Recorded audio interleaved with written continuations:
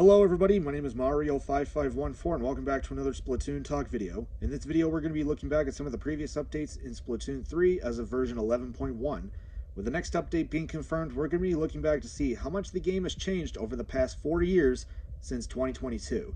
If you end up enjoying the video, hit the like button, and if you end up liking the video, consider subscribing, and let's get started as we open up Fresh Season 2024 with Patch 7.0. Patch 7.0 dropped on February 22nd, 2024, as this update focused on adding data for Side Order and Fresh Season 2024. And here's some of the notes that the devs have left us. This update focuses on support for the Side Order DLC as well as feature additions, Splatfest changes, and tweaks to multiplayer for Fresh Season 2024, which releases in March. For multiplayer, we've added new main weapons and adjusted some main weapons to make them easier to handle for players who use them frequently. Our next update is planned for the middle of Fresh Season 2024 and should focus on balance adjustments. Nintendo. Alright, with that being said, let's see what the devs have given us. Alright, added feature. Changes to DLC. Added support for Side Order DLC. Players who have purchased the Splatoon 3 expansion pass, including Inkopolis and Side Order DLC, can start the Side Order story by heading to Inkopolis Square from the train station in the square. Season and catalog changes. On March 1st, 2024, data relating to Fresh Season 2024 is added to the game. This includes a new catalog including new gear, titles, banners, decorations, stickers, and emotes, 153 pieces of gear added to store product lineups, one new battle stage, being Marlin Airport, 2 new main weapons, which we'll talk about in a bit, 9 new sets of existing main weapons paired with different sub and special weapons, a new Salmon Run stage, being Bone Rattle Arena, and 20 new table turf battle cards. Also, it's also a continuation of the change that we saw back in 5.0, where more of these visors or glasses, as well as more clothing and shoes, are also now have the adjust gear, making it to where you could wear them in a different way. Kind of like what we saw starting in version 5.0. Alright, now let's look at our 2 new weapons, as we got 2 new fish in the sea. First up are the Dowser Dualies.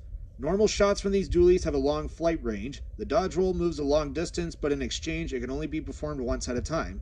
When shooting after a dodge roll, the flight range of shots decreases, but the rate of fire increases dramatically.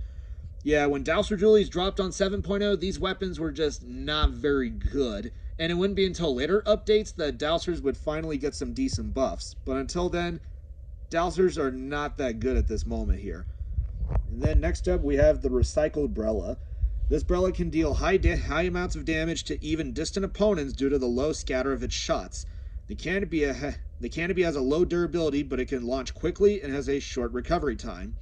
Yeah, Recycled Brella upon 7.0, upon its unveiling in this version, yeah, Recycled Brella didn't really see much use here, and like I've said with Dowser Dualies, the Recycled Brella wouldn't be getting any buffs until later updates. And then we have our returning weapons from Splatoon 1 and 2. We have the 52 gal Deco with Curling Bomb and Splatter Color Screen, Foil Flingza with Suction Bomb and Splatter Color Screen, new Squiffer with Auto Bomb Zipcaster, Custom E-Leader and Custom E-Leader Scope with Squid Beacon and Kraken Royale, Custom Explasher with Splash Wall and Triple Splashdown, Dreadringer D with Squid Beacon and Wavebreaker, Nautilus 79 with Suction Bomb and Triple Splashdown, Glugadoolies Deco with Point Sensor and Trizuka, Dowser Dualies with Ink Mine and Killer Whale 5.1, and the Recycled Brella Mach 1 with Angle Shooter and Big Bubbler, with our 2 new weapons getting 2 new kits that we haven't seen before. Anyway, let's jump into the patch notes. First up is the Big Swig Roller. Reduce the amount of ink consumed for horizontal and vertical swings by approximately 10%.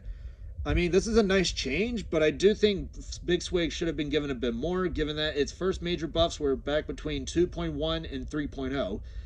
And yeah, it's kind of crazy that they're giving this kind of buff here, even after its damage buff that it got in a previous update, going from 30 to 35 for its horizontals. But still, this is a nice change, but I do think Big Swig needs something different, given that it's also one of the best painting weapons in the game. But still, it's an overall good change. Next up is Mini Splatling. Ink Splatter is now more likely to fall around the player's feet. This originally took 1 out of 5 shots, this was now 1 out of 3 shots. And it also could produce more droplet patterns. Originally it could only produce 5, now it could produce up to 6. which I think is a good change here, given that mini Splatling, specifically Zimmy, is slowly rising through the ranks, and Zimmy has also proved itself to be one of the best weapons to run in dive comps. More on that weapon later. Next up is the Gloogadoolies. Increase the radius of the ink splatter at the point of impact by approximately 10%. This is the second buff that Gloogas have been given since 5.1, and this is a huge paint buff. So Gloogas can now paint 10% better, given that it's carrying a 180p Booyah Bomb, and Gloogadoolie's Deco has a 190 Zuka, so these two could see a bit more use. But I mean, Gloogas still need a bit more after this, but it's still a good change overall. And last up is the Reflux 450. Increase the amount of ink consumed for up to the first charge level by approximately 17%. Reason behind this change is because, yet again, because of Turf War. Yeah, Reflux is considered meta in Turf War, and keep in mind that Turf War is considered meta in Japan. So, yeah, keep in mind, like I've said in the previous videos, if you see any of these weapons get nerfed, reason behind that is probably because of Turf War. Yeah, keep that in mind. And points for special changes are pretty brief, only 2 changes. 52 Gal will get Killer Whale 5.1 at 200, and End Parries, for some reason, is getting Triple Splashdown at 200. Don't know why End Parries got this change, but yeah, I don't know. Maybe it was because of Turf War, I don't really know, or it was just spamming Triple Splashdown, and Triple Splashdown at this time was still not that good even after its unveiling in 6.0, and it wasn't until later that Triple Splashdown would get buffed. More on that later. And the reason why 52 Gal was going back to 200p was because they looked at a top player named Melon, and they looked how Melon got 5,000 XP in solo queue with 52 Gal, and that was Nintendo's incentive to give it plus 10 points for special, all because it was a very popular weapon in solo queue or X battles. So yeah, that's why. And that's it. That is all the changes here, but we also have changes to the Splatfests. Also, added dedicated poses to Rep and Inkopolis emo for when the player is equipping dualies, brellas, stringers, or splatanas, which I do think is nice. Changes to Splatfest. Players can now use new Fizz Bangs in Splatfest battles and Tricolor battles. Press the A button or the L button to throw a Fizz Bang. It will launch a firework where it lands to ink the ground and deal a small amount of damage to enemies. Fizz Bangs are acquired when landing on the stage from the spawner and when a player defeats an opponent. The number of Fizz Bangs acquired of these times increases as the time remaining in the battle goes lower. You can have up to 7 Fizz Bangs. The points earned by each division during the final results have been adjusted, and the second place team in each division will also earn points. So originally, before, if you got the sneak peek in first place, you get 7 points. The votes would get 8. Splatfest Open and Pro would both get 12, and Tricolor would get 18. This was now multiplied by 10 for most of these. However, it was just added more frequently. If you win first place for the sneak peek, you get 90 points, and half of that if you get second place. Same with the votes, you get 70 points for first place and 35 points for second.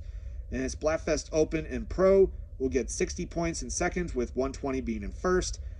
And Tricolor Battle, you will get 180 points for first place and 90 points for second. The matchmaking method for Splatfest Battle Open has been adjusted to improve matchmaking efficiency for groups of 2 players, which I think is an overall good change. And changes to Salmon Run. Added items that can be exchanged for fish scales, and specifications for some special weapons have changed, which is only one, which is for the Loaned Reef Slider. Increase the damage dealt by the charge attack from 400 to 500, and increase the effective radius of the area of the charge attack by approximately 50%. However, lowered the frequency of animation updates for distant salmonids when there is a large total number of salmonids on the stage in order to reduce the frequency of game slowdown, which I think is a good change here. We also have some changes to Table Turf here, changes to Splatfest 3, Splatnet 3, changes to Tournament Manager, and of course we have some bug fixes to the player controls, multiplayer, and Salmon Run, and as well as fixes to Splatfests. And then other fixes shown here, and that's it. That is all the changes for 7.0. Not really much to go off of here.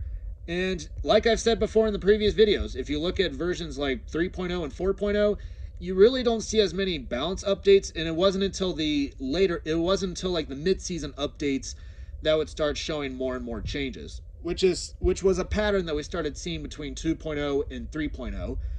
And yeah, When 7.0 dropped, it left a very sour taste in people's mouths, and 7.0 is regarded as the worst update in Splatoon 3's history. And yeah, like we've seen, 6.0 gave us some good changes, but they didn't do enough. 6.1 gave us changes, but they gave out changes that made the meta go in the opposite direction. And 7.0 is when they were giving changes that were not relevant to the meta. But hopefully the next update will change that. Hopefully. Anyway, that is it, everybody. If you guys like the video, hit the like button as well as hit the subscribe button. Thank you all for watching, and I will see you all next time.